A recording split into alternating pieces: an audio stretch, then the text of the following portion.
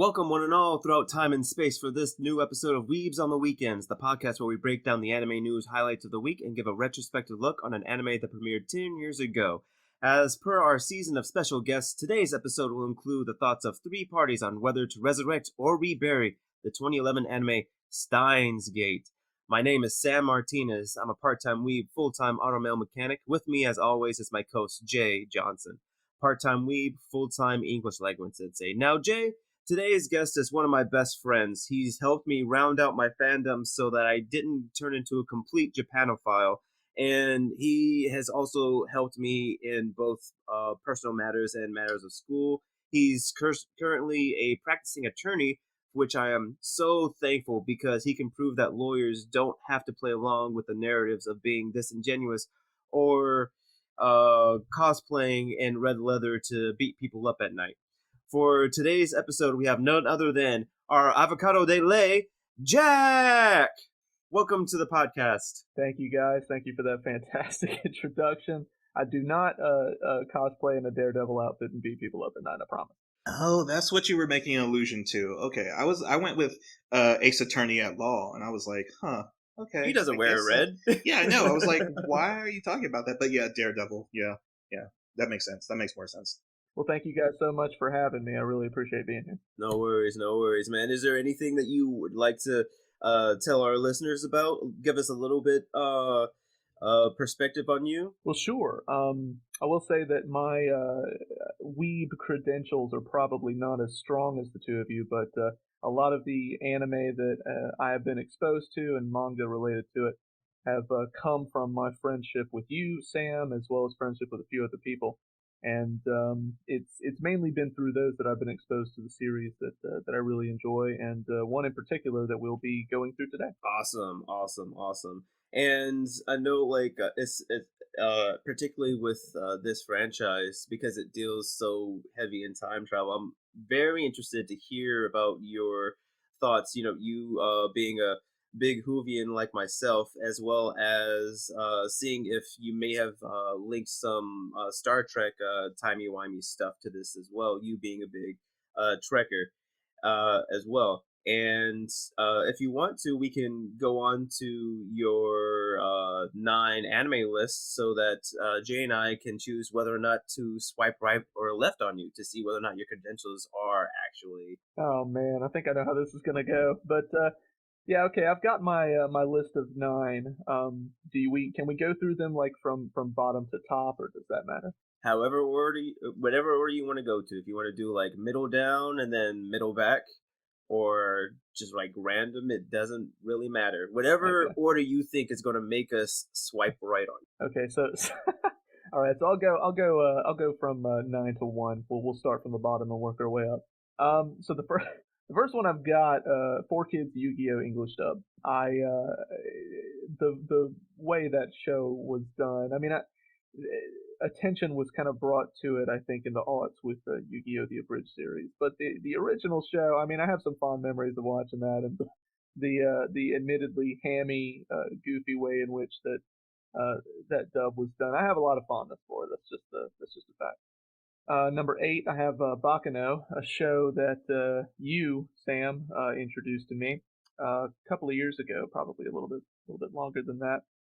And the reason that is on there is because I was fascinated by the narrative leaps and the fact that you really kind of have to pay attention in order to piece together the chronological events of that series. I'm glad that you reminded me that I was going to show you. I was really mean in my in my suggestions because, like you said, you have to work a whole lot to follow track with Bakuno. I was going to say it helps to appreciate Quentin Tarantino and taking stories from certain points and then leaping around until they're recontextualized. And I think that's what kind of prepared me for Bakuno. But I really enjoyed it as a result. I'm glad that I didn't throw you out there too hard to the wolves, that you were able to enjoy that guy, because it really is a good show. Number 7, I've got Death Note.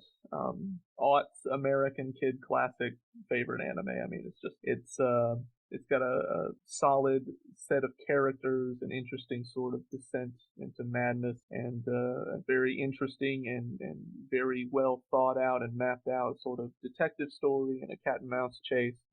I was really, really impressed with it. It surprised me at several different stages in the story. There are a lot of twists and turns, and I think it's obvious that it's as popular as it is even today. Oh, that's good. Oh, may behoove you to know that the same people are they have made another manga series, and they're coming out with a new anime adaptation for it.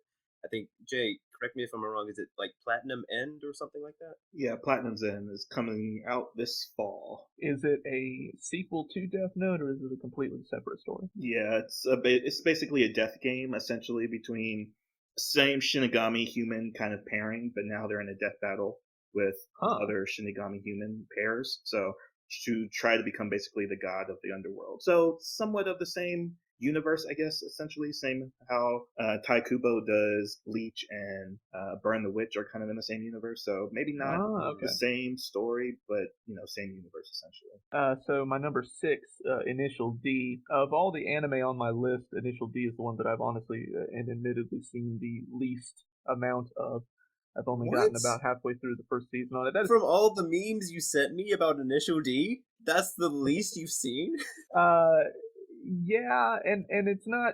Part of that is because of an access issue, and because I generally try to watch dubs and over subs. No offense, I know that that's a sensitive subject for some, but anyway, Initial D is also the only anime on my list that I was introduced to purely by accident on an internet meme for the Deja Vu song by Dave Rogers, which is just absolutely fantastic. The reason that I like Initial D is largely because of the somewhat, I would say, a little bit lighter toned Japanese take on the Fast and the Furious. That's kind of how I would describe it. And the idea that the most powerful car in the story is a 1986 Trueno that looks just like absolute, like you would not expect that car looking like it does to be the most impressive thing on the racetrack, and it is. And I kind of like that idea. It's not the coolest looking, sexiest car that is the ultimate prize and the ultimate champion. It's one that looks like a 1986 Trueno. So that's number 6. Number 5, Full Metal Alchemist Original. The Full Metal fandom, I think, largely prefers Full Metal Alchemist Brotherhood, and Brotherhood is impressive. I've seen probably about half of Brotherhood, but the reason that I listed Full Metal Alchemist, the original series, 2003, 2004, on my list is mainly because of the, a little bit of the nostalgia value. I remember that being my intro to this franchise, and I remember it very fondly. And at the time I watched it, I knew that, of course, there's a manga adaptation, and of course, or not an adaptation, it was originally based on a manga. But I knew that by watching it, you were going to get a different story progression than the manga, and that made it a little bit interesting to me because it's like, oh, if I read the manga, I'm going to be getting something different. And I thought the ending of the show was not a disappointment. I thought it ended very interestingly, and so combination of just nostalgia and the interesting direction in which they took the story. So that's why that's on my list, number 5. Number 4, Cowboy Bebop. This is kind of I don't want to say a normie's favorite type of anime, but it is one that I only went through for the very first time from start to finish back in February. And I was blown away how impressive it was. I knew that it was from 1998 in Japan, but the art on it, the design on it, the style of the characters, the personalities that each of the characters have. I would liken it to Firefly, except I would say that it's got a little bit more of a, not to say overtly like Japanese twist on things, but the art and the design on it really just blew me away, more so than I expected when I picked the series up for the first time just earlier this year. And so Cowboy Bebop, I understand why it is incredibly popular with so many people, and it's number 4 on my list for pretty much the same kinds of reasons. I know there's a Netflix version coming out soon, which I will withhold judgment on until I have a chance to see it. That's good, being a little bit cautious on new adaptations, because we don't want another Netflix Death Note on our hands. Oh yeah, I forgot about that. I forgot about that for good reason, I guess. But no, I did watch that movie, and I was like, that's interesting. So that's number 4. Number 3, Steins Gate. the subject of today's episode. I'll reserve talking about this show until we get more into the body. And then number 2, Attack on Titan. Attack on Titan is my second favorite anime, largely because of the presentation of a story that is as dark as it is. If you look on the back cover of the first volume of the manga, it's described as Japan's answer to The Walking Dead, which is a comic series and television show in America that I'm very fond of both. And Attack on Titan has so many incredible plot twists and reveals, incredible character development and progression, lots of action, with a tone that can border on dark and depressing, but is largely one of what I would describe as, I guess, positive aggression, the fight to survive, which is just incredible. It really strongly resonated with me. And I want to make sure I give you a shout out, Sam. You showed me Attack on Titan back in 2013 when it was a newborn baby anime. Yes. And you showed me the 5th episode, which I won't go into details on, but upon watching that, I was so upset with you, as I recall. And you were like, you have to keep watching, and I did, and it was worth it. But I want to make sure I mentioned that. My referrals are very good. Yeah. I'm just saying, because I've been trying to get you onto some other anime, but we could talk about a little bit about that later. Yeah, so Attack on Titan is number 2. Attack on Titan is also very well paced compared to manga adaptations and anime that tend to wrestle with the issue of filler and how much to dilute the main story with. Attack on Titan does that very well. And then number one on my list, an anime that I've been in love with for 16 years now, and will probably follow until it ends or I die, whichever comes first. And that is One Piece. One Piece was the very first manga / anime that I was ever interested in. At the time, I was interested in no other stories in those artistic mediums. One Piece grabbed me, and I just haven't really been able to let go since. I've sort of fallen out of step with following the series week to week, but I still read the manga. I still watch the show. I've been on a big kick with One Piece this past summer. My best friend who introduced me to One Piece back in 2005 got married, and I'm turning 30. He's turning 30 next May, and so we had sort of a nostalgic kick, and I decided to go back and reread One Piece from the very beginning. One Piece is a gargantuan series. It's very intimidating to a lot of people, I think, who are not into One Piece already. But the reasons I love One Piece, and the reason it will probably always be my number one, is because of the, I want to say, simplistic nature of the goal of the protagonist and the themes of camaraderie, overcoming impossible odds, being a real underdog, and taking on forces that really underestimate you, and coming out on top and winning through sheer dedication and through the support of a close-knit crew. And generally speaking, the tone of adventure as well in One Piece. I mean, with each new arc, you don't really know what you're going to see. You don't know what you're going to encounter, and so those themes, coupled with this massive pirate adventure story, are what drove me to One Piece, and that is why it is my number one. Awesome, and I'm glad that you were able to give us your thoughts on it, because it sort of helped me realize, because you and the mutual friend that you had mentioned were a huge proponent in my jump back into One Piece, and why I like it as much as I do now is because you guys you guys held strong and kept the faith, and I was one of those casual viewers. And then when it started getting good, or the stories became interesting to me, that was when I started eating it all up. So thank you for those thoughts, Jack. It was very appreciative. Jay, what are your thoughts on Jack's 9? So that was a very good first date, Jack. Just want you to know that. So, because again, like, if we're working on the premise that this is the 9 anime test is for like Weebs Tinder, that I see, Jackson, it's a nice name. Let me look at his anime list. One Piece, okay. Attack on Titan, okay. Cowboy Bebop, Full Metal Alchemist, the original.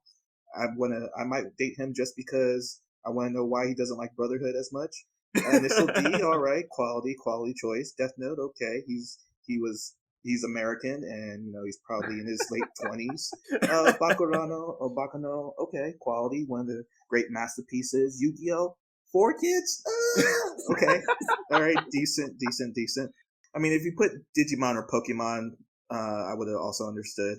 But like your explanation of why you love all the series is like perfect, and like you would have had a nice dinner. But like if I was just looking from the listing, I would definitely swipe left. So swipe left before our conversation or before your explanation, but swipe right after your explanation. This is a typical underdog move. You underestimate the potential, and then you talk, and it's like, oh, this is better than I thought. Well, essentially, yes, because like Right. there is a leaning towards like these are a shonen heavy series. There's like really no niche series on this. Like would say like why Right. would I be turned off? Like all these series are like have good storytelling, good pacing, good resolutions with some of them, but One Piece. Are you caught up to the final season of Attack on Titan? Yes, I am. I watched season 4, part 1, almost to the day that the episodes came out. But I followed that, and Sam and I were I was constantly texting Sam and being like, "Oh, this happened in this show," and we were updating each other on that. So yeah, Okay, Oh my good. goodness, I hated it because there would be those weeks where it's like one of us was ahead of the other, and we're like, "Stop working and get current on the show so I can talk to you." Yeah, stop helping with their legal concerns and disputes. Yeah, but yeah, so decent list, Jack. How about you, Sam? I would say like it was a little rough for me, but because like a lot of it resonates with me, as you said, it's really shonen heavy. So I like shonens, and I'll be like, okay, I've seen that. If honestly, if Jack had not reached out to me and told me what initial D was, I would be curious and try to figure out what it is. So a lot, it's not 100%, but I would still swipe right on him. So I would say like he does pass for me, and the fact that he has for the Yu-Gi-Oh on there, it's just so honest. It's like I have to make it a merit, a good merit in his favor. So yeah, you get one pass and you get one swipe left, but because of your explanations, you essentially pass on both ends, Jack. well, I appreciate it. Thank you, guys. As you had mentioned earlier, today's topic of discussion is, in fact, Steins Gate.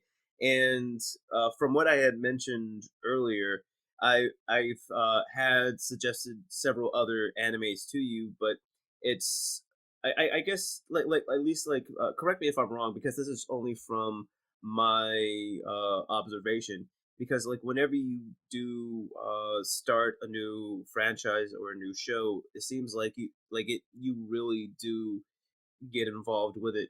I've seen it happen with Doctor Who, and even how you talk about Star Trek. It seems like you sort of just immersed yourself into the franchise. So I can see why you would be very particular about what you would want to digest. So I guess like if you can give like a general overview before we give the synopsis, why why did you give Steins Gate a chance as opposed to some of the other animes that people were suggesting to you? The reason why I decided to give Steins Gate a chance, it largely comes down to a few things. First of all, what you said earlier about me, I am somewhat selective in the entertainment that I consume, mainly because at the time that I was watching Steins Gate, I just finished my first year of law school. My roommate at the time had just finished his second year of law school, a man by the name of Richard, who I believe we all know. Richard, like Sam and Jay here, Richard was very much into television and film, and he had a massive library of anime and manga that he had discovered over the last couple of years. He's older, slightly older than me, but he'd spent years and years and years watching anime. And Richard had essentially the same objective that Sam that you have, which is to say, okay, so Jack likes this type of story, this type of setting, this type of genre. So there's got to be an anime that will sort of plug into that and address those things and give an interesting sort of twist on that type of story formula. And so Richard was the one who said, "I'm going to show Jack Steins Gate," and summer 2015, so just just over 6 years ago. He and I were working the same job, and during breakfast, lunch, and dinner, we would sit in front of the TV and watch this show Oh my goodness, yeah, all the way through. Yeah, it seemed and like you guys put in the work. yeah, no, and what was interesting is, I remember, as I recall, the first several episodes, I was still sort of testing it out. I had no idea what the story was ultimately going to become. Richard did not tell me, and I think he did that very deliberately. Okay, so Um, he made you go in there blind, essentially. yeah, yeah. He, for Okay. example, did not say, "Hey, start paying attention around this episode." He didn't say anything like that. He just sort of let me watch it, and he said, "Just trust me. Just give this. Just watch it."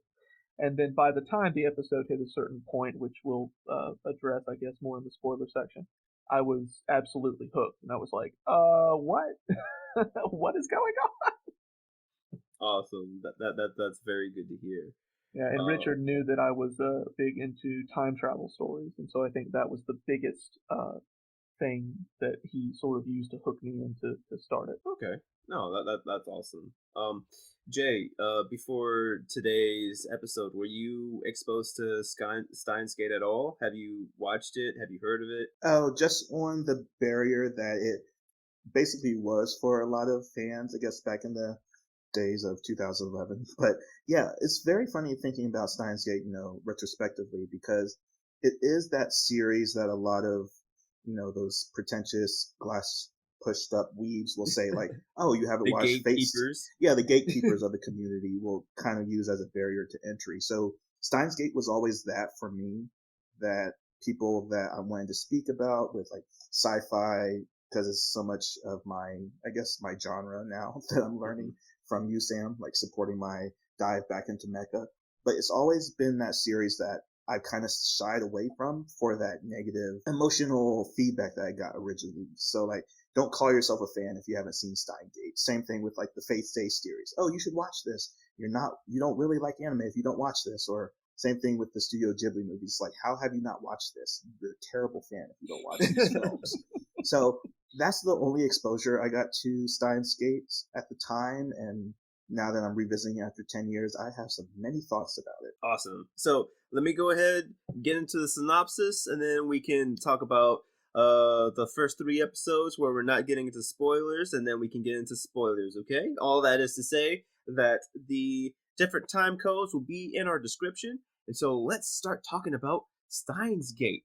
And essentially, this series was based off of a science fiction visual novel of the same name, which was developed by 5PP PB and Metropolis, and this particular game was a sequel to another well-known franchise known as Chaos Head, which was also a visual novel that became an anime as well.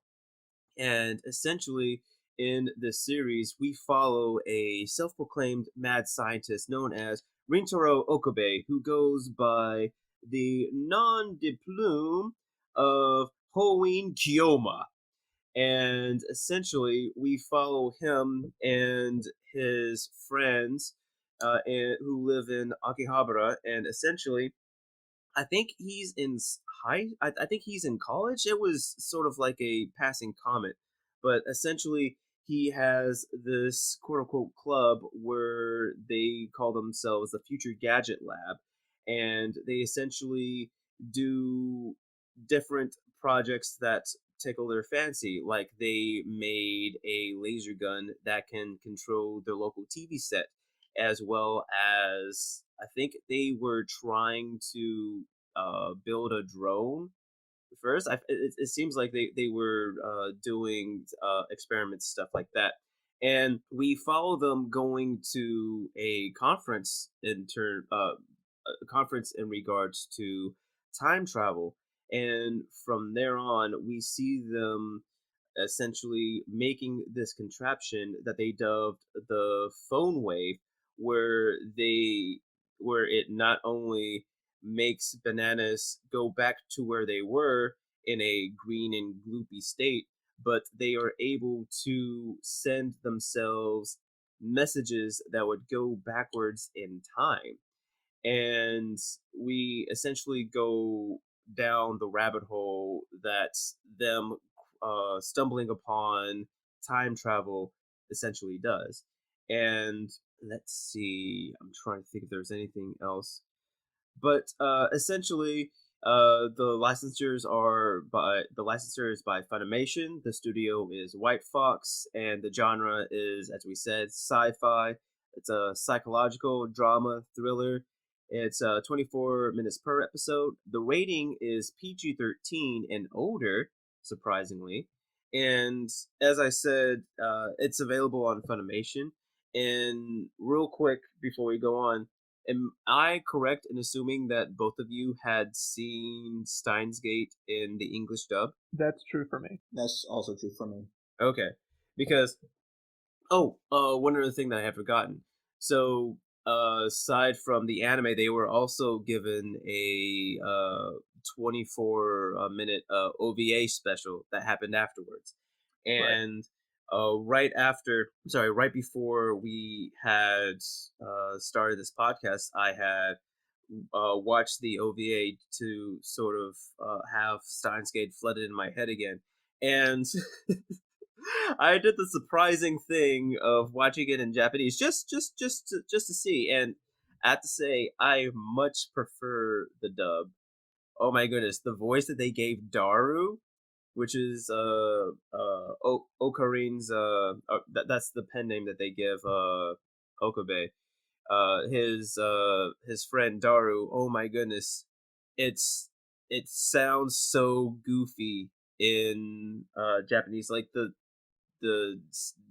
original Japanese is so jarring. It's like seeing uh dubbing. It felt as though that it was done in English first and that they had dubbed it over in Japanese. Like that's how jarring it was for me. So I'm definitely glad that I had watched it in English because they did a very, very good job. Yeah, there was a number of challenges. I don't know if you guys looked into the process of dubbing it and how it was written, but there are a lot of lines throughout the series that were in the original Japanese intended to sort of be a riff on English words. The Haween Kiyoma personality spoke a lot of English in the original Japanese, and that created sort of a translation challenge for when they were doing the dub because it didn't necessarily fit the context. And so J. Michael Tatum had a lot to do with that. He is the Funimation voice actor who voiced the main character, Rintaro Okabe, to perfection. If to not to bring One Piece back into this podcast, but if you know J. Michael Tatum from anything, you probably would recognize him as God Inaru from One Piece. So That's the only reason why the dubbing is great is because you have dubbing from One Piece. well, J. Michael Tatum is absolutely incredible in this part, and he really throws it into it. So if you watch the series, watch the dub, I think that'll come across very well. Jay, do you have any thoughts on the dubbing? Just in terms of why I actually watched the dub over the Japanese original is because I wanted to make sure that I was understanding what was going on. Because with time travel, it already has that layer of complication to it. So that's why I went with the English dub versus the Japanese. Because usually I do like to view it in its original context. But with this, I just put that to the side because there's a lot of explanations they do when we get into the spoiler part of like basically past episode 12 when they're actually explaining everything fully that I wanted to make sure I was tuned in for, and I didn't want to be reading it as well as watching it. So just for the reason that I would recommend always watching the dub over the Japanese for this, or at least in your first viewing. Oh yeah, and I feel as though like agreeing to what Jack had mentioned earlier, just the translation, it felt, as I said, like it felt like this was written by Americans just because of the dialect and the phrasing that was used, and even how relaxed the voice actors were.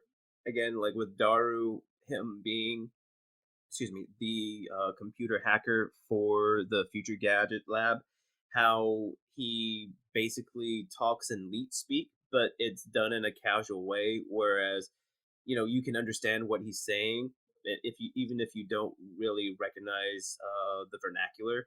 and just like the different things that they were able to do. Like for instance, with the maid cafe that they go to, they call the waitresses call the people meowsters, whereas in the Japanese dub they would just say meow at the end of every sentence. So they still took the essence of the spirit of the maid cafe and they still brought it into the English dub. So, like I said, it was just very, very masterfully done. I was just going to mention too that in addition to the kind of translation challenges that you deal with, there's also a number of references in the show that references to different sci-fi properties and different uh, actual scientific theories and the works by different physicists and scientists in history. But two references. This isn't a spoiler at all for the content of the series, but there are references made not only to Doctor Who, but to Star Trek: The Next Generation, which they made me very happy on my rewatch when I picked up on these. It's like, yes, Yeah. they are true nerds. They are true geeks. These are my people. But yeah, so just riffing off on that, right? This them being geeks and nerds, like they really do know a little bit about the different franchises that are out there, and this story is essentially about time travel. So just to sort of tip our toe into it, like, do you guys have what is your earliest memory of being exposed to time travel in the visual medium? This can be like TV, books, or movies. Jack, we can start off with you. Sure. So I think for me, the first recollection that I have is probably an episode of Star Trek: The Original Series, which was, I would have to say, from the time I was age 8, probably the first fandom that I ever really just threw myself into was Star Trek: The Original Series. One of the most popular episodes, some say the best episode of that series, is an episode called The City on the Edge of Forever, in which an accident aboard the ship causes the Doctor to inject himself with something that kind of makes him go crazy and like a maniac, finds himself on a planet below, and runs headlong into a time portal that takes him back to 1930s New York. Now, when that happens, the rest of the crew of the Enterprise notice that everything around them has changed. There is no Federation, there is no Starfleet from which they came, and they discover that their doctor has somehow changed history, and so they go back into the time portal in an attempt to fix the mistake that the doctor made. And I won't really go into the plot of the episode, but that was so fascinating to me. It was the idea that you could literally take a step through a portal and end up not just in a different place, but in a completely different time. And in this episode, it was time travel into the past. And it was the first exposure I had to the idea of the so-called butterfly effect, where if you go into the past and change things, it has the potential to drastically alter the flow of everything that comes after that decision or that action that you take in the past. No, that's really good. I think you did show me that episode, but we're gonna have to talk a little bit later, and you're gonna have to help me knock off the cobwebs from the TOS shows that you've shown me. Now, Jay, what about you? Yeah, Jack had a very respectable answer, and I think I feel silly with mine, but do you remember, I guess, there is a film back in the early 90s, I believe, called A Kid in King Arthur's Court? Oh, I remember that one. Yeah, it's one of those where, well, I barely had a VHS, if anyone knows what a VHS is anymore, but it is one of the tapes that I had along with the Rugrats movie and a couple of like TV show movies that I like very much growing up in the 90s. But yeah, King Arthur or King, a Kid in King Arthur's Court is basically a Brooklyn kid, I believe, falls through a tear in space time, and he basically gets sent back to the Middle Ages. And it's one of those time travel isn't really involved much. It's just one of those convenience things to get a character to a certain time period. And the whole gimmick of the movie is that he's a Brooklyn street tough, so he's bringing his street smarts back to the Middle Ages to get things done and try to unravel a plot against King Arthur. I forgot who the main antagonist of the series was, but it's probably nothing with the Arthurian tales involved with that. It was just a neat gimmick. But yeah, that plus our our friend Martin, I believe, or our pal Martin. It was a Martin Luther King story, basically showing his career and his life at different points, and two teenagers are just traveling back, kind of one of those educational series that they showed in school to kind of around MLK Day. But yeah, those are my two earliest stories. Both of you guys have respectful stuff, because like when you mentioned kind of King Arthur's court, it reminded me of that Martin Lawrence movie. I think it was Black Knight, where he was thrown in the past, too. Yeah, Um, that's it. Yeah. yeah, I would think, like, for me, it was either no, I don't think it was that. I would say, like, for me, it was probably Dragon Ball Z, where we had Future Trunks, like, show up, right? And he's like, "I'm from the future," and, like, I think, like, that was, like, the first time that, like, I've seen something that had dealt with it. I mean, or at least, like, I followed it. I've seen stuff like Frequency or whatever, but it never really took my interest. Um, but, like, when it happened in Dragon Ball Z, it sort of, like, exposed me to, I guess, the typical manner of time travel that Americans think of, like in Back to the Future. It uses the same logic. Sort of segues to, like, my next question, right? Like, Jay and I, we've spoken before in the past. There seems to be two categories of time travel stories. One where you really focus on the method of time travel, and this is done in the MCU's Endgame and in the movie Tenet. And there's also the character focus of time travel, such as Doctor Who, or Flint the Time Detective, which is an anime from the 1998, where they essentially focus on the people and their adventures. So similar to A Kid of King Arthur's Court, that sort of thing. And I guess, like, my question to you two is, like, which do you prefer in storytelling? Do you prefer when they focus on the characters, or do you prefer when they focus on the method of travel? Jay, we can start with you. Well, it definitely depends on the story itself because you have those two categories of stories that involve time travel and then stories about time travel.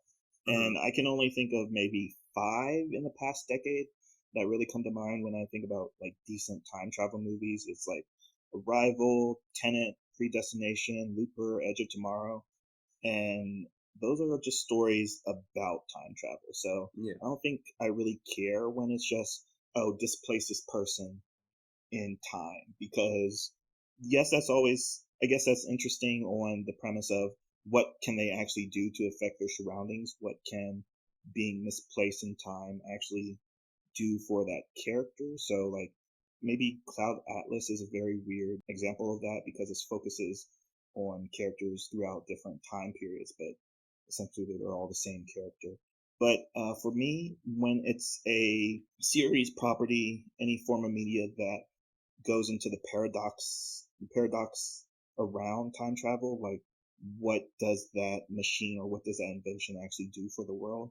That's where I get the most interest or intrigue from. With other animes, yeah, going from real world, real world, but animes that I'm thinking about, we Yeah, just looked at Vivi this past that's season, right. as well Yeah. as Tokyo Revengers this season, as well as last season, about like good storytelling that does both essentially. So like Vivi isn't about time travel essentially; it's about her traveling through time, or not really. Actually, now I'm thinking out loud. Yeah, she's just an android existing throughout all time, but it does have time Hmm. travel in it. So um, to say I side with one over the other, it's definitely when it's the time focus, or the time is focused on how does the travel actually affect the world at large. That's fair, but it seems like, if you just focus on the method, it seems as though, or like, if you go with the method focus, it seems as though, like, whatever, however they do it, like, it does impact the world at large, and we could talk a little bit about that um, later on. Jack, what are your thoughts? method focused over character focused, or are they comparable? Oh man, it's not to sound repetitive, but I think what Jay said about it kind of depending on the type of story you're trying to tell, I think it really does because um, I can give you some good examples, like with Doctor Who, for example, right? We've talked a little bit about Doctor Who, but one of the things about Doctor Who is time travel is so crucial to the formula of that show. Like time and space, from beginning to end, is essentially the playground for the characters to really explore.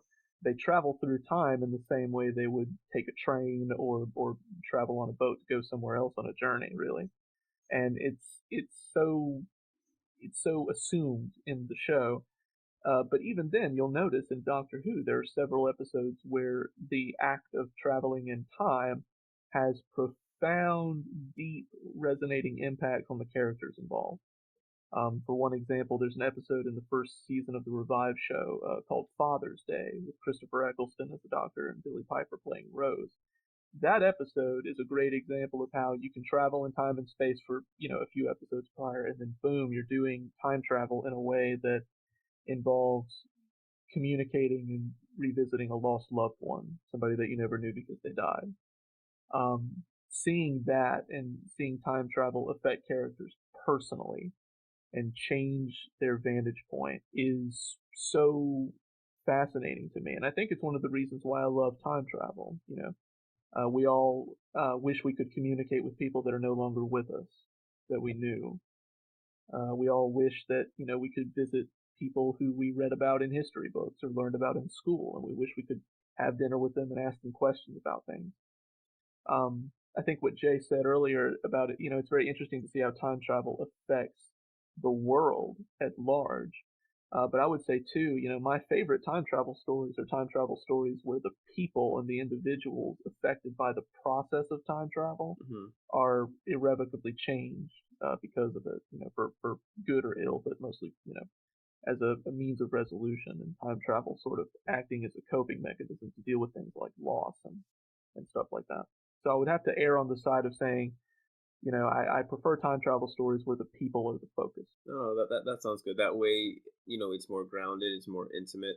And because when you go on the method focused, where it's just focusing on the world, you sort of lose sight of the trees through the forest. Because even though the characters are doing stuff, because they're so focused on the big picture, they sort of lose sight of themselves in the process. So I can see why um, the character focus is why it's in its high regard. And the reason why I bring this question up is because as we follow Steins Gate throughout the process, at least like to me personally, it seems like it hops back and forth between the method focused and the character focused. And I sort of wanted your thoughts on this as well. Do you think that Steins Gate uh, essentially sticks to one character throughout the whole show? I mean, sorry, through one category throughout the whole show, or does it hop back and forth like what I say? We can start out with you, Jack. I was going to say, I think Steins Gate actually tries very hard to satisfy the demands of both of those methods of telling a story about time travel. I think they try really hard, Hmm. and I think they get very, very close. I'll confess that some time travel plots are easier to follow and understand than others, and Steins Gate does not hold your hand. It doesn't leave you completely adrift in figuring out what's going on, thanks to some visual effects and thanks to some expository dialogue, which you just have to have. But Steins Gate really tries to focus, I think, on the method and on the characters involved and the impact on the characters. I would say pretty close to 50-50. If I had to say Steins Gate aired on the side of one over the other, I would say probably character. Um, Okay. because we follow the main character and his friends through the effects of time travel, and the effects of time travel are measured by the effects on these characters in a way. That's a good point. What about you, Jay? What's your opinion on this? Again, not going back and forth, just echoing each Yeah. other, but I do think that is one of the identifiable problems of Steins Gate as a whole, is that Hmm. it does try to do a 50-50 split between those two categories, and the time that it gives to the human drama, I guess you call it, is very maybe weak or what would you call watered down for certain reasons that we can talk about in the spoiler section. But a Yeah. lot of the characterization is missing for me, especially when I was watching it for the first time, knowing how the I wasn't completely spoiled to how the series goes, but for the emotional attachment I was supposed to be getting from these characters and caring about them for whatever reasons, backstory, dialogue, interactions, I wasn't really feeling that. So I would say that I vibe with 50% of the series, but wherever they did delve into like the characterization and why I should care so much about what happens to them, why they become victims of time travel and want to see a happy ending for all the characters, I wasn't really vibing with that at all. So it does side, it does land itself on the fence, but I wish it landed in the focus more heavily on how time travel works over the characters. Oh, okay, that's very interesting. So moving forward, it will definitely be. I'm glad that I have you guys now for like this conversation because one of you likes the method focus a little bit more, and the other one likes the character focus a little bit more. So this is good. This is a good matchup right here. But so I guess like moving forward, right? Talking a little bit more about Steins Gate. Is there have you watching this as opposed to some of the other time travel stories that you have seen, was there anything different that Steins Gate added to this genre that you hadn't seen prior to? We could start out with you, Jay. Along the lines of like what it innovates on is maybe Okabe. Maybe he falls into this category, but I find him to be a very unreliable narrator. And you really don't see that with time travel stories because time travel in and of itself is already hard to comprehend. But then you get Yeah. into a character going through some kind of cognitive disability, I guess. It was really hard to tell if that's what they were leaning for, unless they were just making a quirky, mad scientist type, kind of like Doctor Horrible. Um, I forgot Neil Patrick Harris, Doctor Horrible, but Yes. it was kind of odd for me to see him be the main focus of the story because of the more reliable character in what is her name? Is it Kurasu? Kurasu, the red haired Yeah.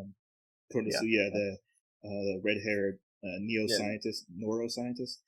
But yeah, like her pairing up with him makes that shared protagonist role so much more endearing and tolerable for me. But for such a intricate story that it gets into the later half, I guess past episode 12 when blah blah blah happens, is that up to that point, Okabe is so off-putting that it's weird that they went that direction to make him the main character. So I'm just saying that the thing that they innovate on is to make the main character not annoying, but to give him such a distinct personality is that it drives your interest in him or what he's doing, but in an odd way. So I'm going to Okay. say that he added to like something new to the dynamic of time travel. No, that's fair. Like you said, approaching it with a character that's not necessarily fits the stereotype of a time travel story, but he was so different that he wasn't annoying because of the pairings made it feel more natural. Am I correct in saying that, Jay? Oh yeah, because I mean he has Okay. friends. He's likable. I mean, maybe not likable, but he has this Oh, he has to be likable magnetism. to some extent to have friends. I mean, he has this magnetism to him, which is Yeah. kind of hard to explain if you see it from the outside in. Like everyone has that weird friend in their group, so it's like, what is that strange Yeah. attraction? Why are they so endeared to this character? And that's kind of what pushes you forward with his character. And to say, like you said, Sam, is like to make him the main focus of a time travel story when the whole point of time travel is kind of wish fulfillment, which Jack brought up. Is like you always want Hmm. to revisit a moment or correct a mistake or see an opportunity that did not exist to you because we're forward moving in time. That's why I would talk about Midnight in Paris, which is also celebrating its 10-year anniversary this year. And it's just a story of a novelist who is blocked or has writer's block, and he has the ability to travel to points in time where he's seeing like his literary inspirations, working on what will become their masterpieces. So it's kind of like that parallel. So it's Okay. interesting that Okabe, or however you want to call him, by his multiple names throughout the series, but he is so fascinating that you want to stick with the story, even though that human element I said is probably the downside to the story in total. That's fair. Jack, what in your opinion, what sets Steins Gate apart from other time travel stories you've been exposed to? Right off the bat, the use of the word world line instead of alternate timeline, that was new to me. And I'll tell you this too, Avengers Endgame sort of brought to the mainstream the theory of branch time travel. I won't discuss the plot of that film, but essentially in a lot of sci-fi that I've been exposed to, almost all the sci-fi in Doctor Who and Star Trek presupposes this sort of, I guess you want to call it loop theory. Yeah. Basically, it says you go back into the past, you do something that changes the flow of time. If you go back to the present, you're dealing with a different present. And it may not be different like to a crazy degree, but you going to the past changes the present that you return to. Branch theory of time travel is very different. That basically says you go into the past and you do something different. You go into the forward, you go into the present, and the timeline is the same that you left because what you have done is you have created a branch, an alternate timeline Mhm. that you can never go into or return to. So using time travel to go into the past, change something, use time travel to go back into the present, you're going to the same present that you knew beforehand. You can't access the timeline with the changes that you made to it.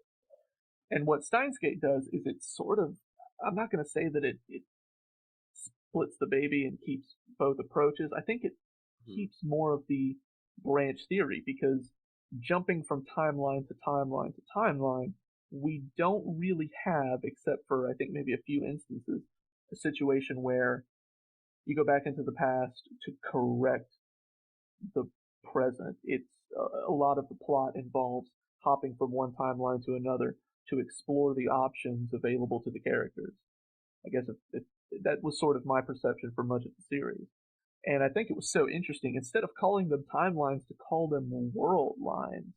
I had a hard time sort of understanding what was meant by that at first, but now Mhm. I kind of appreciate that because it is trying to do something different than saying the I guess the mundane expected phrase alternate timeline, something that everybody hears.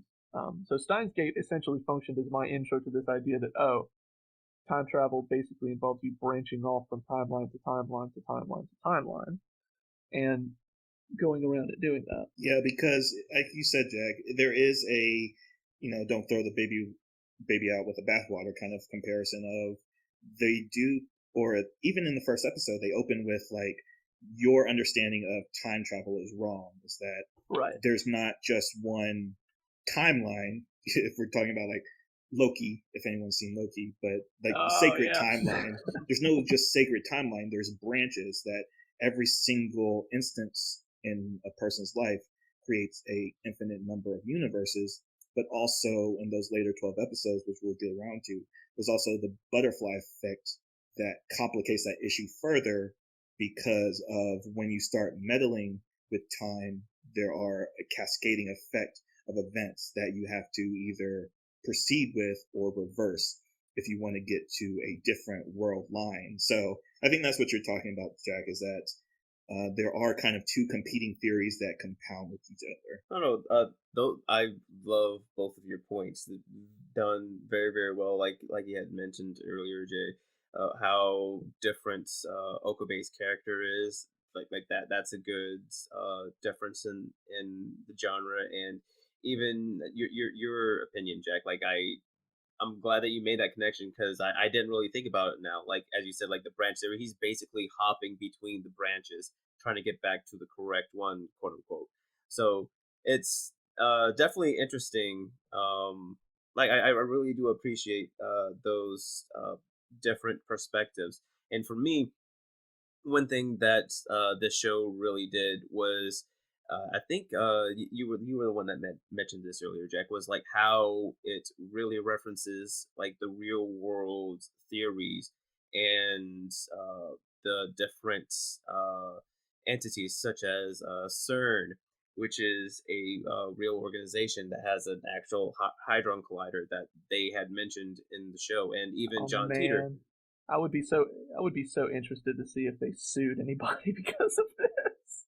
What do you mean you're making an anime where we're a antagonist? You're not the antagonist now, but later on, right? And as I was saying, like the character, or the persona known as John Teeter, I wasn't privy to him before this show, and like I did some research, well, mild research. I went on Wikipedia, and the fact that like he was an actual thing in like the forum, like just the fact that like they took these like real world elements and the way that they went through the different world lines, it made me appreciate the amount of work and time that they put into making this story. So it was just very interesting to me in that regard. And so we were able to talk a little bit about the general overview of Steins Gate. So without really giving much into spoilers, trying to compare it to different time travel stuff that we had seen before.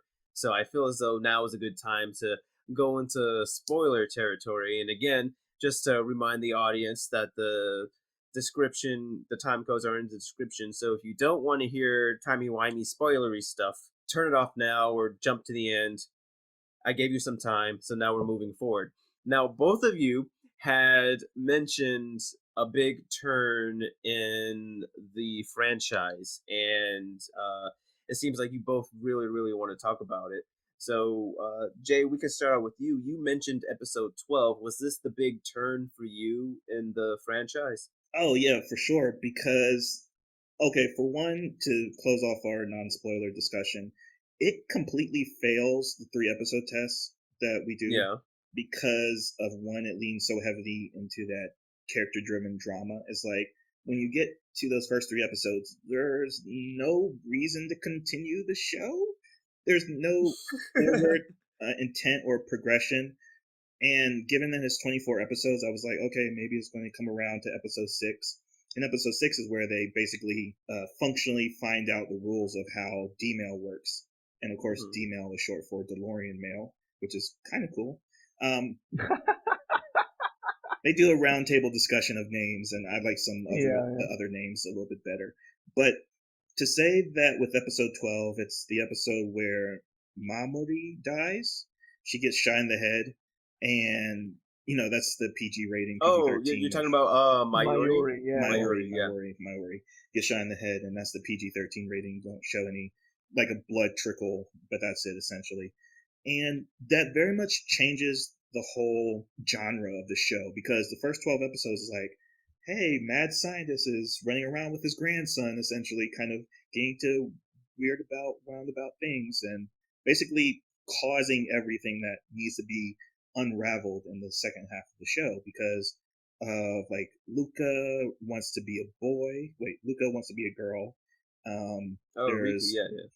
there's so many different characters that they introduce. Like they are introduced to build up the second half of the series, and the whole second half of the series is purely about the mechanics of time travel. Like in episode 6, they figure out like 1 second equals an hour in a day, essentially, and that the message, if they're doing Gmail, has only a certain bit rate or bit Hmm. storage that they can send back. I think it's like 36 letters, essentially.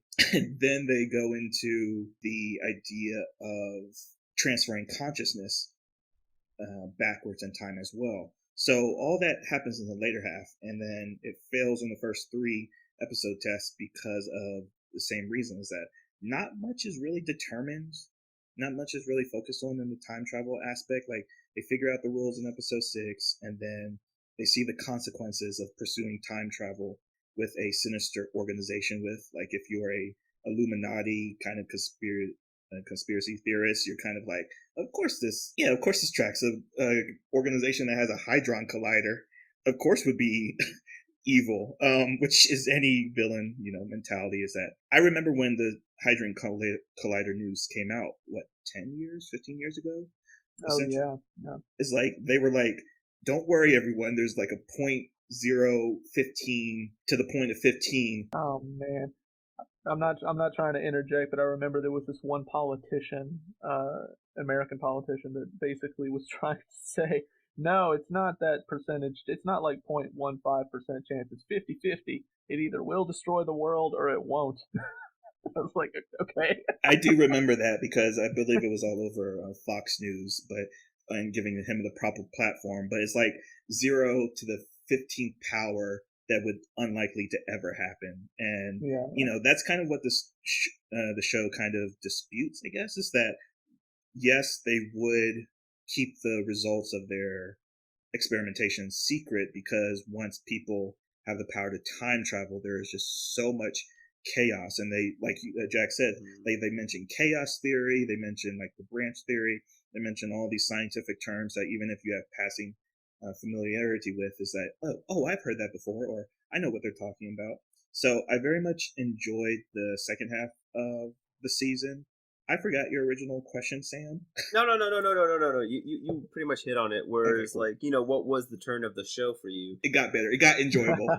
Yeah. You went into like why it got better because, as you Okay. said, like up until that point, like they didn't really, they didn't do enough characterization for you. And I agree. Like they could have done more. Like we could have had a better establishment on the relationship between Mayuri, Okabe, and Daru, and Riku before the time travel stuff happened. But it seemed like it was a lot of shock and awe to get you to keep going because of I forgot her name, Kirisu's apparent death. Like it was sort of like that shock factor that made you keep going. But Jack, I throw the question to you because you also mentioned a big turning point for you in the show that made you keep going because you mentioned that like you had given it some time, like it wasn't the first 3 episodes, it was like episode 6, like you were sort of forcing yourself to keep watching. What was the time in which the show had gravitated on you that dug its claws into you? Is that you're going to be with me until the ride is over? I mean, yeah, to again, not to echo, but to come at it from like a different kind of a different angle. It was definitely the death of Mayuri in episode 12. But even prior to that, the striking image of masked gunmen running up into that apartment Hmm. and being led by Moeka in her, I mean, let's be honest, fan servicey agent outfit. Yes. But that striking image of impending violence and then the death of one of the main characters after pretty much 11 episodes of mostly slice of life, uh, that was so striking and so surprising. And um, all of the characters basically have no clue that this attack is coming, and so it's naturally a huge surprise for the audience. And there's no foreshadowing of it. There's sort of this moment where they quote unquote hack into CERN, Hmm. and you sort of begin to piece together that Moeka has been spying on them with everything to do with the IBM 5100 and all this other stuff. So only when it happens do you go, oh, this is how that happened.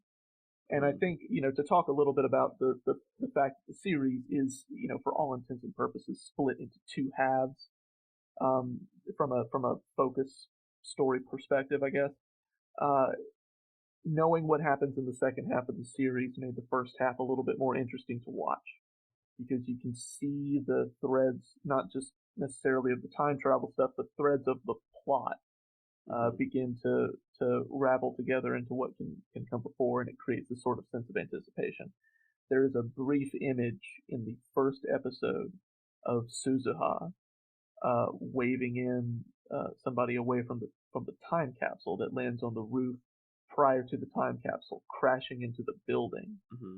And there are a number of little subtle things in those that first 11 episodes that, frankly, it feels like when you watch the movie Fight Club for the first time and nobody spoiled it for you, and you don't know the ultimate twist of that film, and then when you rewatch Fight Club, you see, oh, All the this is subtleties. how, Yeah. yeah.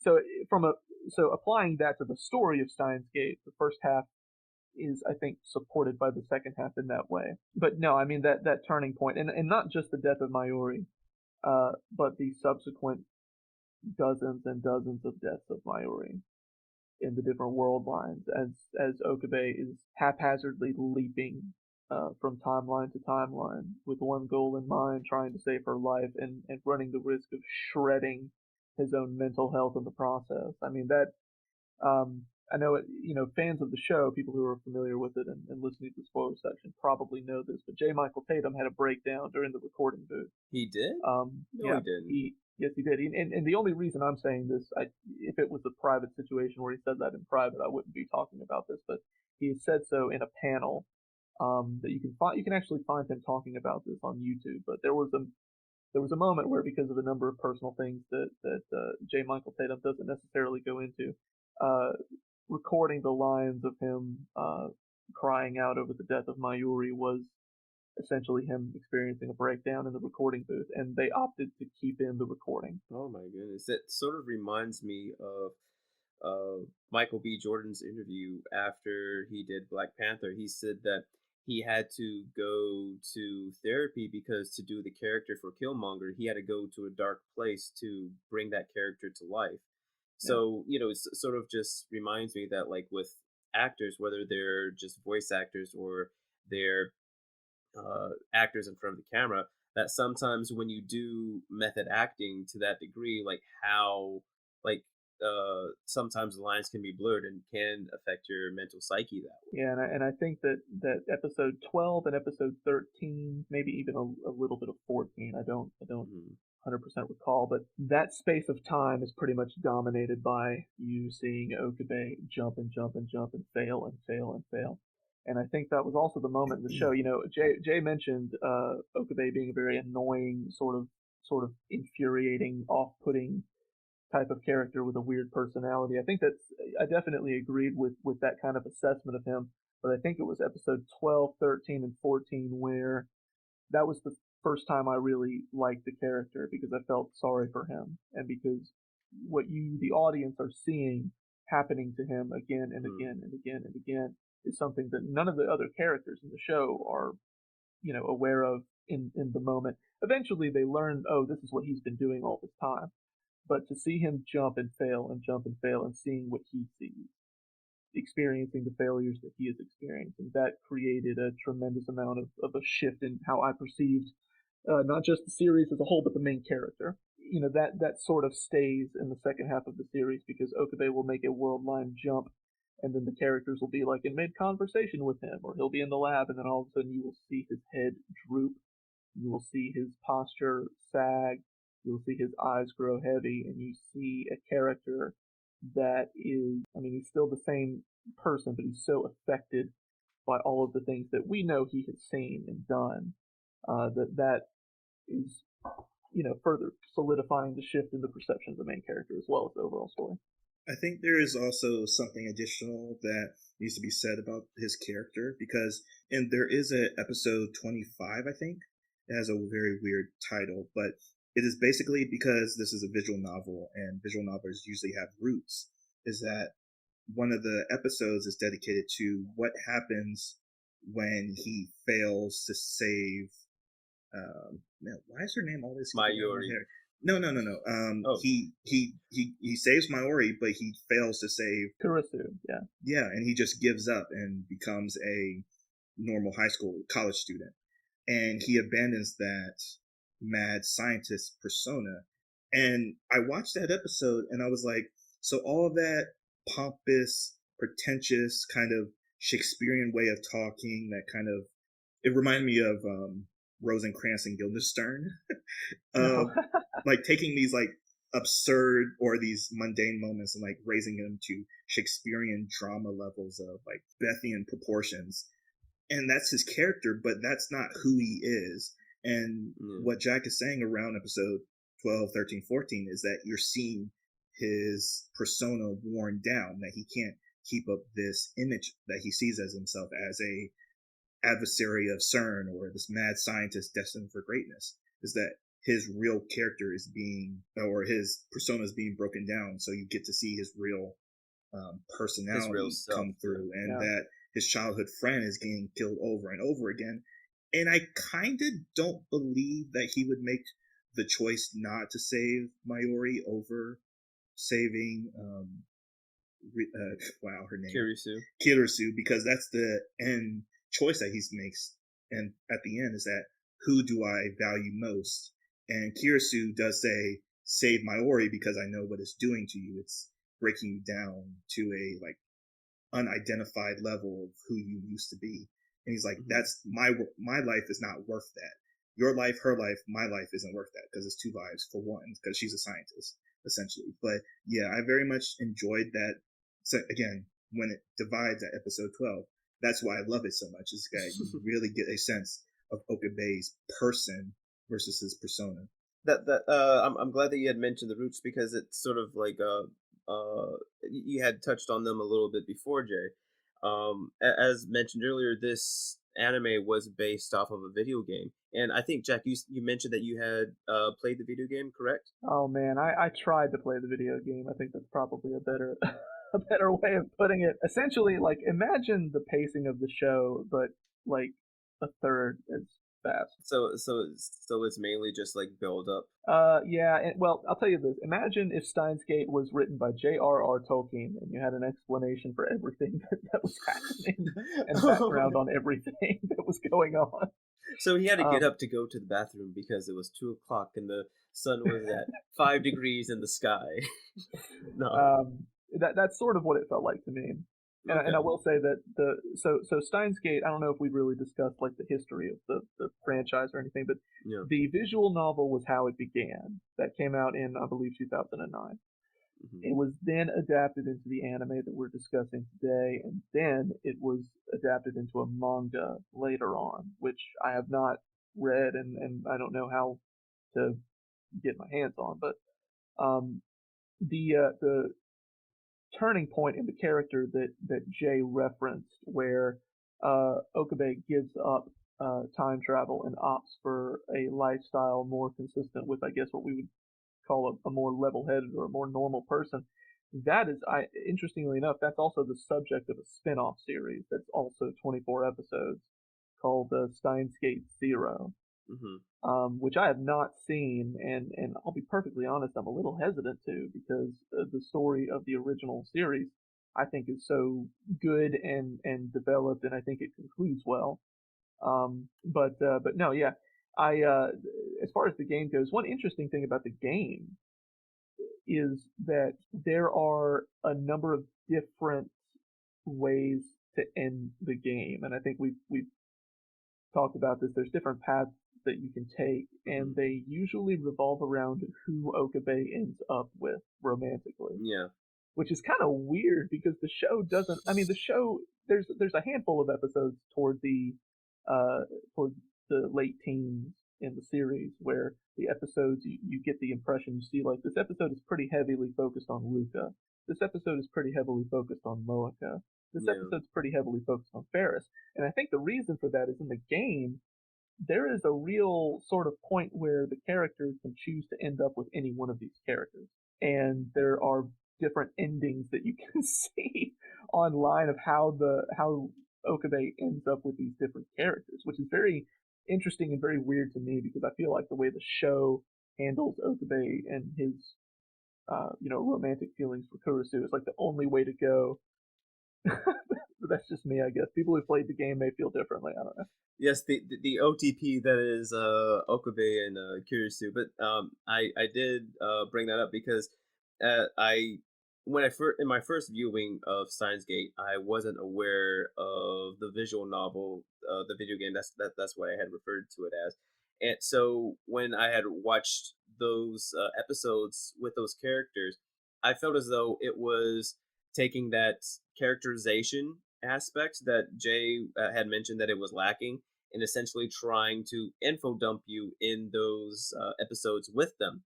But going back and watching it, knowing about the history of the visual novel, I realized that was essentially Okabe playing with the idea of pursuing the route of having that romantic pursuit with said person in those focused episodes.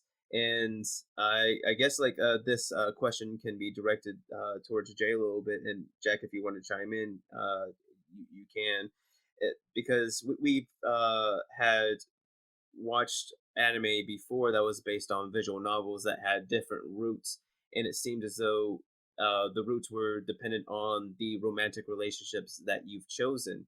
Do you, I guess, like, do you like how do you feel about this, Jay? Do you feel as though that uh, this should have just stayed in the visual novel? Do you feel as though that this was a good exploration or a good reference to that in the anime medium? Do you feel as though like it detracted from the story in terms of the with the time travel mechanics that was in here? Because it seems like it's just like on a rise that more visual novels, where you can have multiple routes, like they are doing anime adaptations for them. Oh yes, just along the lines of it was barely noticeable to me. It was more of when the story of Luca or Ruka came up because of that D male storyline or that portion of the build up is that she or sorry he wants to become a she just because he has feelings for Okabe. Sorry, Yeah. yeah, is a weird talking about because it's different world lines. They do change gender, which is kind of a weird way to take the story, and I think that's what Jack is leaning into about why it's a weird um, visual novel component to the story, and I think that's where it's the strongest. Because why at all is that part of the main arc of the story? Because Luca's story is just that she has the IMB 5001, the No, 5100, 5100. 5100. Yeah, and that's basically it. And that essentially that's all that Luca contributes to the story is like a love interest possibility. That's basically it. And other than the alternative episode, which I think is called 23 Beta, is that he doesn't save. He leaves Mayuri alive and doesn't save Kirisu. Yeah, and that's basically it. So I like the root story that maybe another episode would have been Mayuri stayed dead and then he ended up with Kurusuno. Man, why can I not say her name? But yeah, so like to say, Well, I was gonna say, Jay, you should call her what Okabe calls her, Christina. oh, Christina, yeah. And she also has, oh yeah, we didn't even talk about like everyone has like a W.o.W code name too, which is kind of Yes. nerdy as well. Oh, that was Um, fun, yeah.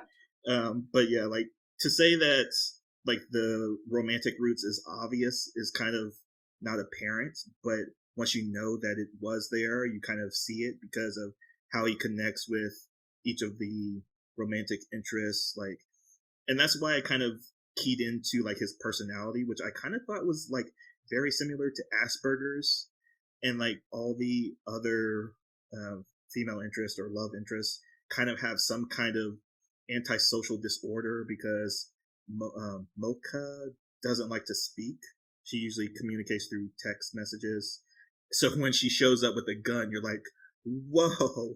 And even like when she's declaring that she needs to kill, she's like kind of whispering it as well. So that kind of translate through her personalities no matter what time or world line she's in. So the romantic interest didn't really distract that much. Okay. No, that just wanted to get an idea on that, because like I said, like essentially compounding what I, or at least validating what I had said earlier, like going in not knowing about the romantic component, I didn't think about it in that way.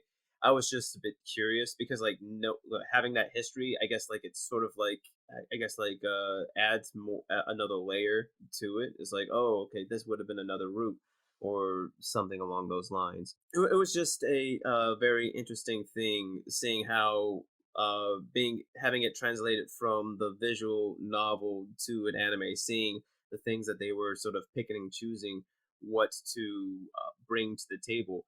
And so I guess moving forward, what would you guys say is a prominent selling point to watching this series, Steins Gate? That's really tough because I mean I'll get into my closing arguments Oh, that about would be getting resurrect or into your rebury. closing arc. But just to say Yeah. something that really kept me on board is, again, like just to praise those last 12 episodes about how brilliant the writing is, and the animation isn't really anything to really complain about, but for whatever Hmm. reason they overbalance the white exposure in the scenes. So like permanently throughout the show there's like a border of the screen that you can't really see. So it gives like a very, I guess, Truman esque kind of vibe. I don't know what that was supposed to be symbolizing. Like this is just one world and it's the alpha world, I guess, essentially, and it's on his stage and like anything can happen in it.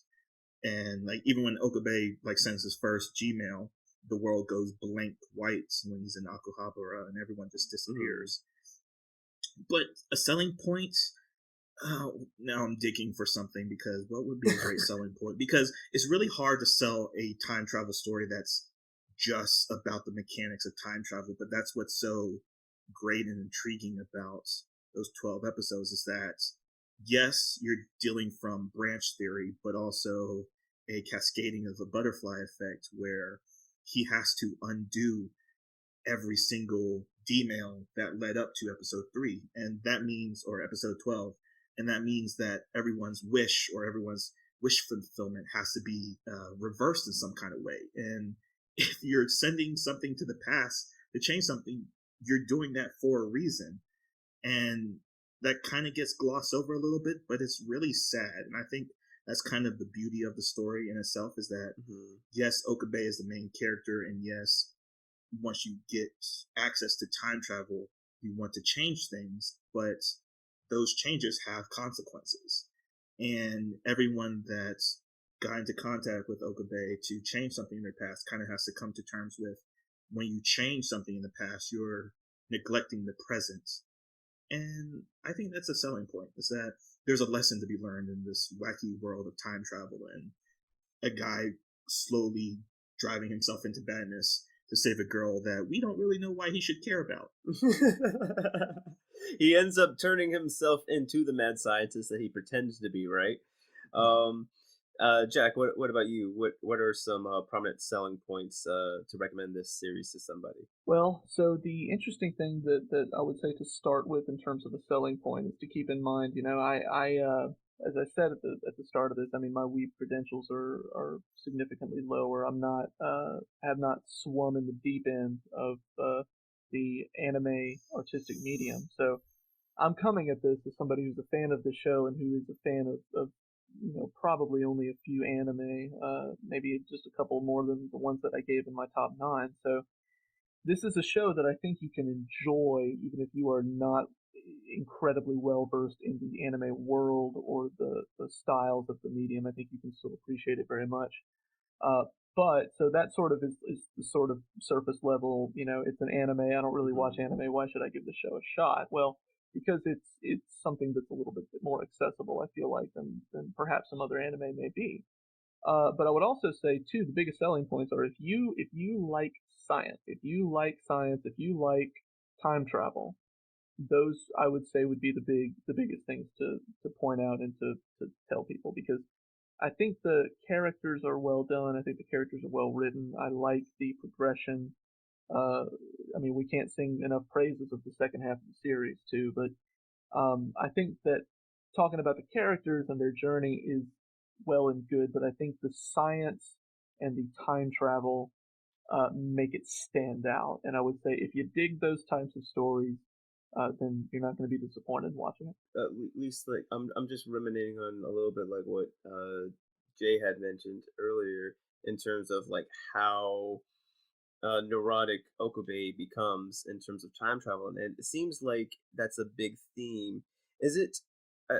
So I would sort of pose this question to the two of you: like, is it fair to say that most time travel stories, it essentially is um, or essentially providing evidence like why time travel should not be a thing. Like if you are given the opportunity to do it, that you shouldn't do it to begin with, because mentioned earlier through the progression of the later 12 episodes, we have Okabe essentially undoing all the changes to the past that he has done prior.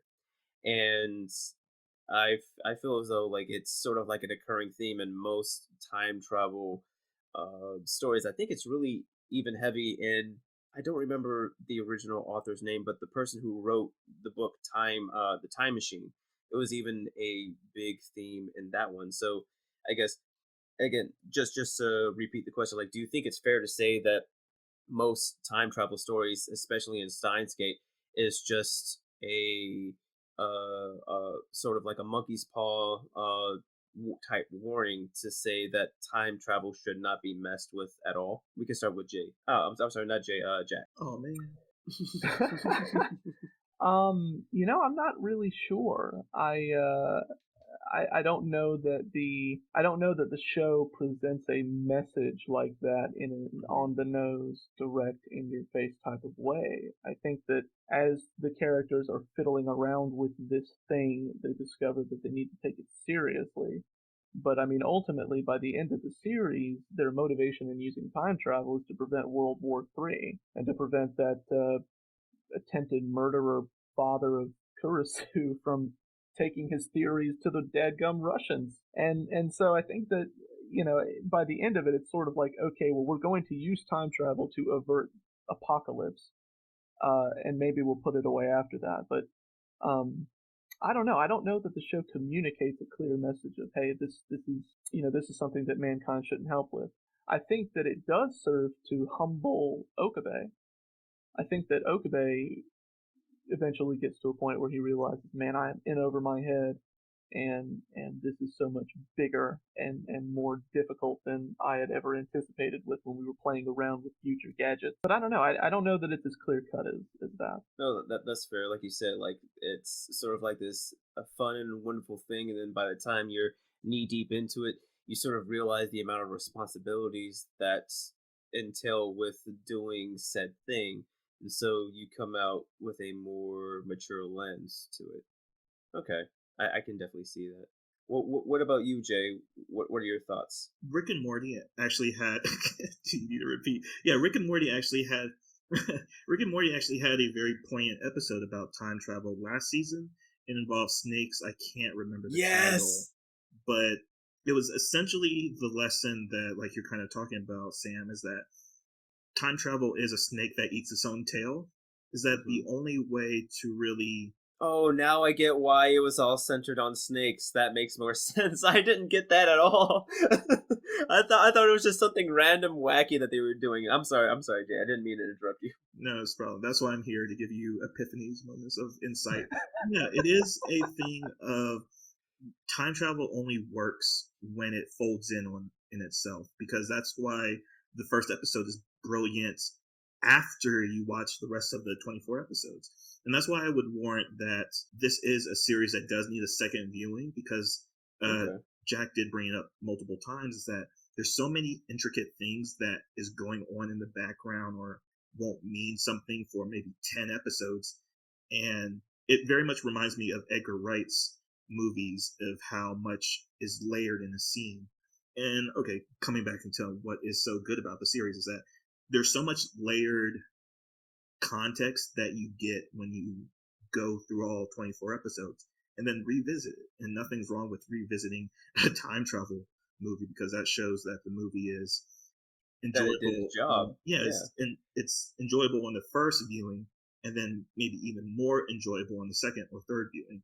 And I'm thinking about other time travel shows or properties that does address that consequence of inventing time travel. And it's funny, like Galaxy Quest is oddly a time travel movie because Is it?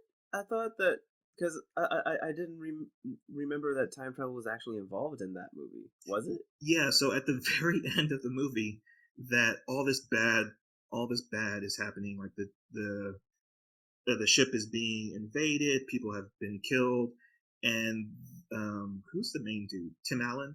Tim Allen has to Yeah. go through this like maze of intricate traps that keep people away from using the emergency button, essentially. and they find out that the emergency button is time travel. So I really enjoy sci-fi stories that do that. So you can only travel once you get through that maze 13 seconds in the past. So that's when time travel is contained. If you look more widely with like the Terminator, Back to the Future, Time Cop, even, and I think I'm not a Trekkie like you guys, but is it First Contact? First Contact. It's First Contact. That's one of them. That's one of them. Oh, is Save the Whales? Is Save the Whales also? Oh yeah. Oh Time yeah. travel? Okay. Okay. Yeah, but it's always weird when we get into sci-fi and they have these advanced civilizations that just, oh yeah, we just use time travel. But yeah, Steingate just goes back to say we're going to prevent World War III. We're going to stop Stern from doing these terrible things, from the Russians from doing terrible things.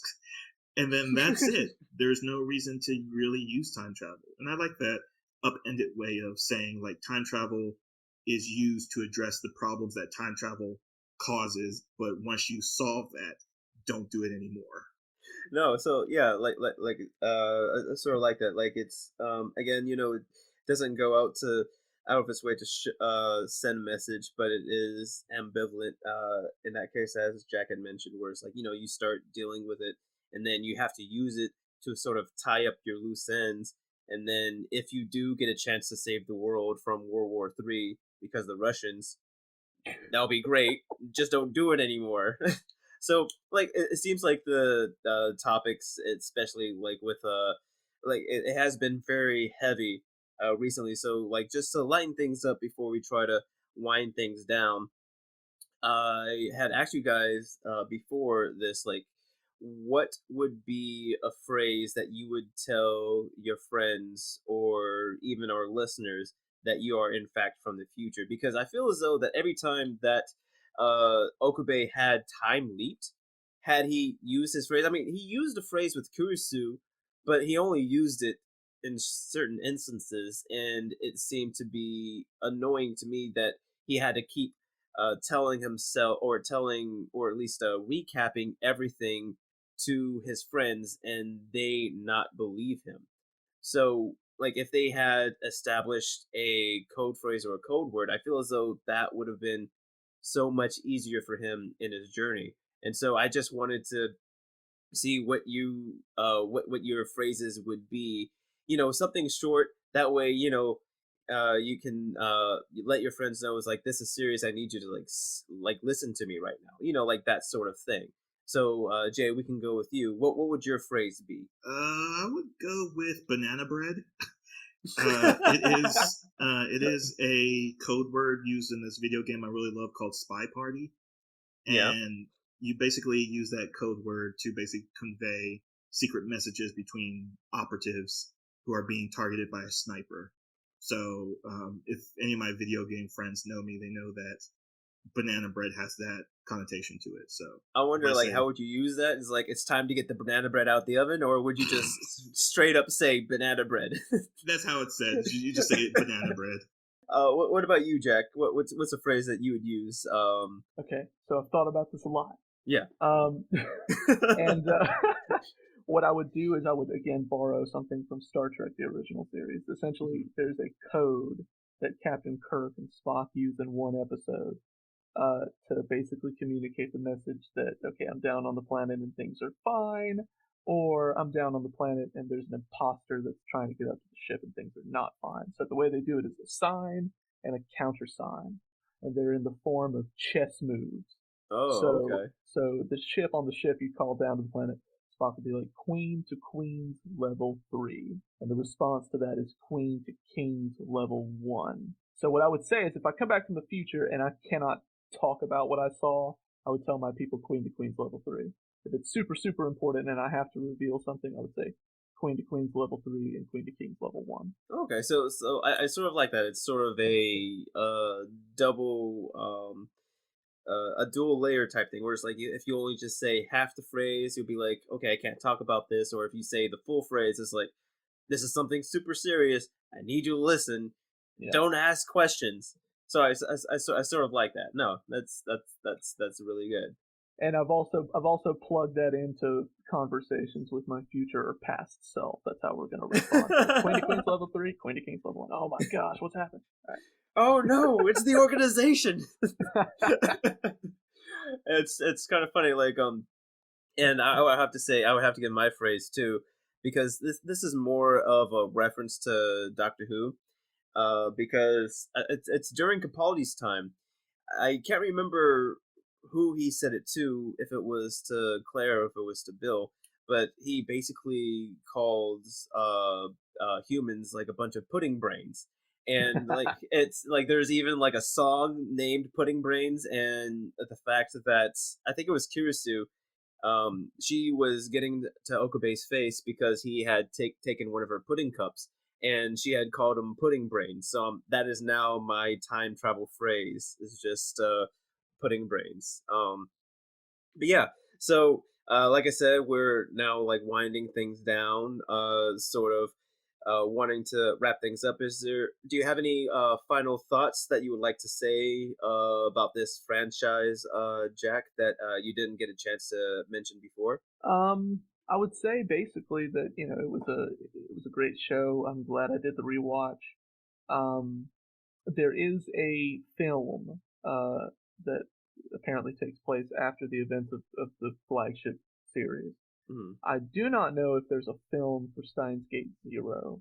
But yeah, there's plenty of different ways to sort of enjoy this. You can watch the show, you can watch the show and the movie, but make sure you watch that OVA, which functions as kind of I think a good epilogue Yeah. for the main series, and it does tie up some loose ends. You guys had mentioned the OVA previously. The OVA solves the great unknown mystery of who it is that Daru ends up marrying and fathering a child with. And I remember seeing it. It was very nice, like how they were able to wrap it up that way. Yeah. Before we go on to Jay, Jack, sort of ties into your final thoughts. I forgot to mention this when I had brought the attention to you. But given a choice to resurrect, meaning you would recommend this show to somebody else, or rebury it, making sure that nobody in all time would ever be exposed to this again, would you resurrect or rebury this franchise? Absolutely resurrect. Jay, we're on to you. Final thoughts and final verdict on resurrection and rebury. The thing that really vibed most with this series overall in total was a lot of parallels to Mr. Robot. I forgot which. Oh, I haven't had a chance to watch it yet, but you've seen a lot of parallels between this one and the Amazon series. Yes, Or exactly. is it an Amazon series? It was on. I forgot what channel it was on back in the day. Maybe TBS or maybe Yeah. Fox X FXX. But yeah, it came out. Wow, oh wow! I hope maybe a decade ago now. But it's like 3 seasons now, and Remy Malik is the main protagonist of the series. Hmm. And the reason why he's unreliable, oh, that might be a spoiler. But it is another tale of this very sophisticated hacker. So if you're like more of Dara, what was his name? The guy in the Daru. chair? Daru. Daru. Yeah, the hacker. Not hacker. Hack. What does Okabe call him? Hack. He Hack. calls him the Yeah, hack. yeah, the hack, yeah. But yeah, if you like the guy in the chair kind of storytelling of this series, then you're going to like Mr. Robot because it's the same unreliable narrator, but also kind of taking down capitalism in its totality in America versus CERN. So it's those kind of parallels. So like I recommend Okay. that series for the same reasons why I would recommend this series. But to say that those first 12 episodes, man, just there's such a not failure, but there's such of a, as Jack said, they're so slice of life. Because like a couple of those time travel stories we didn't talk about was that like Okabe tries to win the lottery, like which any good time traveler would try to do. But it messes up in some kind of fashion. Everyone that's involved in some kind of way tries to use D-mail in some kind of way to undo the past. We didn't talk about like the apartment owner. I think his name is Yugo, but he ends up being like the handler of the Mr. Braun. Yeah, Mr. Braun. Yeah, yeah. Mr. Braun is like the handler of Mocha, and the Rounders, or the assassination group for CERN, which they do go into. They really badmouth CERN a lot because a lot apparently, like, CERN in the series figured out time travel, but they started with people versus text message first. So people get turned into gelatin blobs because of, trying to squeeze people through a black hole, essentially, to Oh actually yeah. send people into the past. Versus in the end of the series, there's a time machine, which, man, there's so much we didn't talk about. But the 12 episodes is so good because a girl that they introduce in Twin Pigtails is actually John Teeter. Sorry, now I'm just spoiling everything, but Well, there is. we're in the spoiler Yeah, I section, know. I'm just remember? like going through all the spoilers. That she's actually John Teeter, who is the daughter of the hacker character, and she's traveled to the past to find out who her father is because she doesn't know, as well as to prevent World War III, which is where we get the name Steins from. That's the world line that where World War III doesn't happen. So I was doing the DiCaprio point at the screen when it came up, Yes. like, oh, she said it. She said it.